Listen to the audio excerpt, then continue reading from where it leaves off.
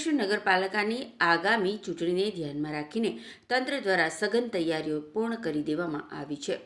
શહેરના રાજકીય માહોલમાં ઉત્સાહ સાથે હવે મતદાન માટેનો માહોલ ગરમાયો છે।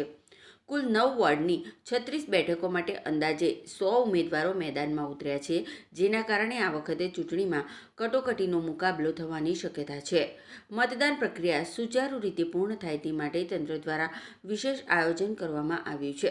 શહેરના કુલ 48 મતદાન મથકોમાંથી 12 મથકોને અતિ સંવેદનશીલ અને 16 મથકોને સંવેદનશીલ જાહેર કરવામાં આવ્યા છે, જ્યાં સુરક્ષા માટે ખાસ નજર રાખવામાં આવશે। ચૂંટણી કામગીરી માટે 265 કર્મચારીઓ તૈનાત કરવામાં આવ્યા છે। ઉપરાંત કાયદો અને વ્યવસ્થા જાળવવા માટે 94 જેટલા પોલીસ કર્મીઓ અને અધિકારીઓ ફરજ પર રહેશે।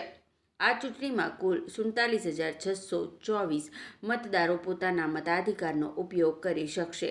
મતદાન શાંતિપૂર્ણ અને નિષ્પક્ષ વાતાવરણમાં યોજાય તે માટે તંત્ર દ્વારા તમામ જરૂરી પગલાં લેવામાં આવ્યા છે।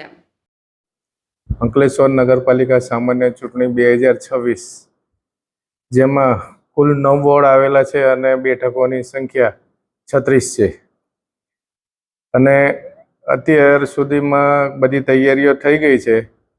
ઉમેદવારો 100 છે 1 થી 9 વોર્ડમાં અને અતિ સંવેદનશીલ 12 મતદાન મથક છે અને સંવેદનશીલ 16 મતદાન મથક છે, જેમાં મતદારોની સંખ્યા 47,624 છે। આમ અમારે પોલિંગ સ્ટાફ 265 અને પોલીસ સ્ટાફ 94 છે।